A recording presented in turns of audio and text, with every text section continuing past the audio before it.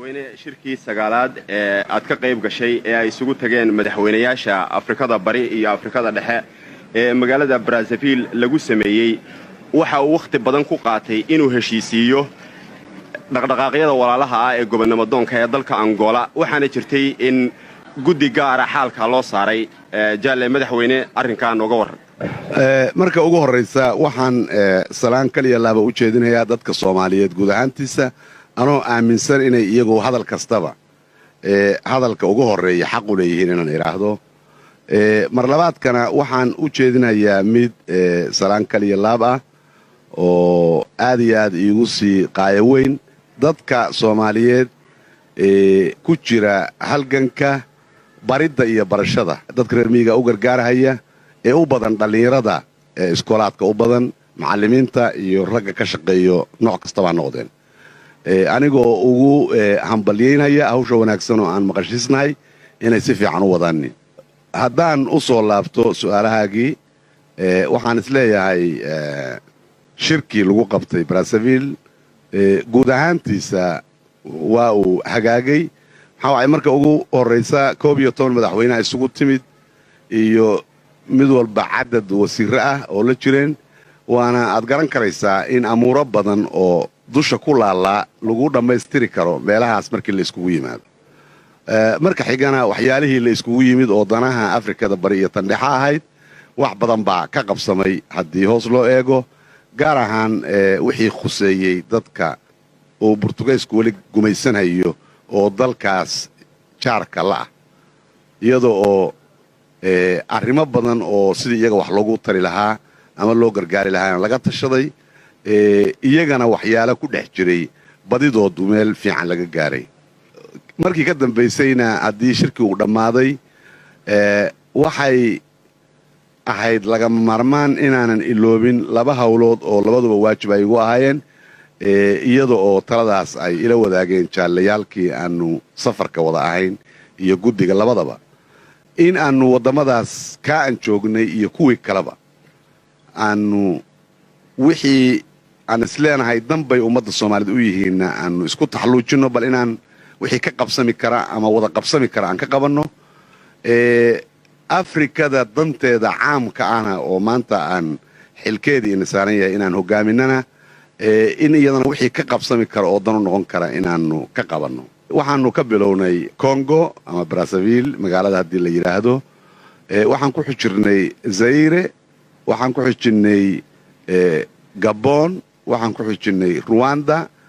waxaan ku xijinay Uganda waxaan ku xijinay Burundi waxaan ku xijinay Tanzania waxaan ugu dambaysiinayna Kenya inta madaxweynayaal oo amaan la kulmaynay ama dad ah ama mas'uuliina wixii aan u bandhigaynay waxay ahaayeen wixii labadanada wadankii kastaba ka hagaagi kara ama xiriirkooda wanaajin kara ama isgarabsiga maanta lagama maarmaanka adduunka heerka la marayo oo ka qabsami kara ama aanu uga warrami karno oo ummadda Soomaaliyeed halgan ku jirto iyo meesha ay marayso intaanu ka ogeysiin karno aanu ka fidin karno iyo wixii labada dal ay wada qabsan karayaan iyo wixii Afrika danaheeda ah in la isweydaarsado araa madaxweynayaalkaas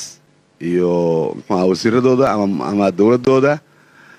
iyo guddiganagii raggii ka mid ahaa si markaa meel loo wada dhigo waxyaalaha hadda kadib in la qabto ay tahay lagama maarmaan ama horay go'aan madaxweynayaalku shirarkoodii ha ku gaaraano ama ha ahaadeen ra'yiyaal cusub oo annaguba aan wadanay ama nalagu beeriyey haddii aan xaqiiqo ahaan dib ugu noqdo markii hawshaasu 8 beled ahaa soo duubantay waxaan isleeyahay safarkan wuxuu ahaa mid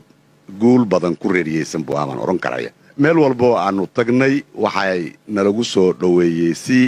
xiisa gaar ah leh aan filayo inaad adinka naftiinu idaacooyinka adduunkana kala socoteen haatanna wixii faahfaahina qoladii jaraa'idkuna la socotay ay iyagu ka warrami doonaan jaalle madaxweyne waxaa jira shirkan madaxda Afrikada Bari iyo Afrikada Dhexe aad ka qayb gashay inuu ahaa kii sagaalaad ee madaxdaas ay isugu tagaan haddaba shirkani waxa uu ahamiyad gaara saaray aadna loo jeexjeexay waddamadaasi Afrika in ay si weyn isaga kaashadaan oo ay xoojiyaan wax wadaqabsiga ka dhaxeeya xagga dhaqaalaha ganacsiga iyo xagga gaadiidka haddaba shirarkii hore oo amuuraha lagu soo qaaday adigoo ah guddoomiyihii ururka midowga Afrika maxay kula tahay inay yihiin arrimaha ugu waaweyn ee hortaagan sidii loo hirgelin lahaa ee ay u dhaqangeli lahaayeen xaqiiq ahaan haddii la yidhaahdo ha laga hadlo dhibaatooyinka hortaagan in ay dhaqan galaan wax wadaqabsiga dadka Afrika way badan yihiin meelo badan lugaha way la galayaan laakiin haddaan kuwa ugu waaweyn aan isleeyahay ugu waaweyn haddaan taabto waxaan oran karahayaa marka u horeysa kulan siyaasiya ama madaxeed Afrika waa ka dhexdhacay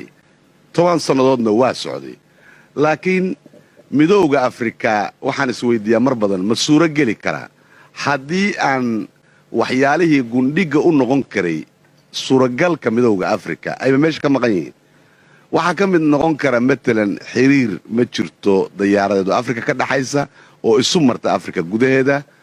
mid wadooyin ma jiraan isku xira Afrika maraakiib Afrika isku xira ma jiraan idaaco Afrika danaheeda ama wararkeeda runta ah isu tabisaa ma jirto mid ajnabi ah lagu xiran yahay ma jiraanin xataa wargeyska haddii la eego walow la yiraahdo waxba la isku xiraa ilaa muddo dheerna laga hadlaayay haddana iyaga naftoodu ma jiraanin maxaa waay meelo badan oo aanu damacnay inaanu la yeelanno xiriir dalkanaga waxay khasabtay in wadamo isticmaaradii horeeta ka mid ah la mariyo kuwaasuna ay yiraahdaan maanta waa la nasanayaa iyo bal hadda dib baan ka eegi doonaa xaajooyin muhiim ah inay ku dhacaanin ayaa dhacday inahaasoo dhin iyo ina badan markii ay la eego in rumayntii midowga Afrika in dulal ku jiro haddaba aan dib u laabto iraahdo aan su'aashaadii dib ugu laabto maxaa hortaagan waxa hortaagan isticmaar ba hortaagan maxaa kale hortaagan yaa kale hortaagan isticmaar ba hortaagan isaga muxuu ahaa la taliye isaga nooca meelo badan isaga nooca farsamo yaqaan isaga nooca isaga muxuu ahaa noo maamulo waxyaalo badan inta kuwaasu ay Afrika ku hoos jiraan khayr Afrika ay gaaraysaa ma jirto ilaa qolo walba sidaan waligayba hore u oran jiray dadkooda wax yaqaanka ah iyo dadkooda dhalinyarada ay waajibaadka dalka iyaga xilkooda u gudbiyaan oo iyaga ay maamulaan oo maskax caafimaad qabto oo Afrikaan ah